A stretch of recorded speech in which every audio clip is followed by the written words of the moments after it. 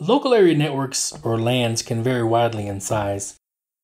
A LAN may consist of 2 devices in a home office or several hundred devices in an office environment. When you connect 3 or more devices together, you need a dedicated network device to enable communication between the individual devices. In this topic, we'll cover 3 different types of network devices used to connect hosts: hubs, bridges, and layer 2 switches. A hub is a multi-port repeater that takes an electronic signal that's been received from a device on one of the ports.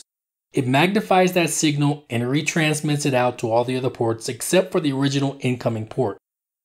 All the ports on the hub fall under a single collision domain and a single broadcast domain, and it works at the physical layer of the OSI model.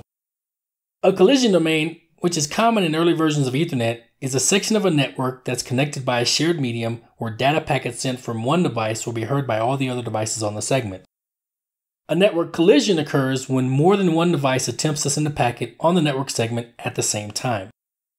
To avoid the collision, devices in the Ethernet segment participate in the Carrier Sense Multiple Access with Collision Detection, or CSMA-CD.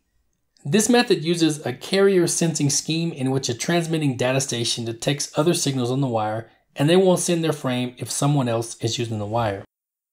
As the number of devices starts to increase in the hub-based environment, the problem gets much worse.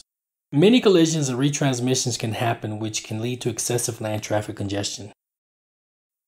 2 types of devices that can be used to reduce the number of collisions in the network are bridges and switches, which are commonly used instead of hubs. Bridges were the predecessor to switches, and bridges typically had a very small number of interfaces, while switches can scale up to several hundred interfaces. Today, it's common to use switches as network devices operating at the link layer of the TCP/IP protocol suite to divide a network into segments and reduce the number of devices that compete for bandwidth.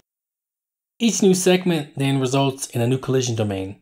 More bandwidth is available to the devices on the segment, and collisions in one collision domain don't interfere with the working of the other segments.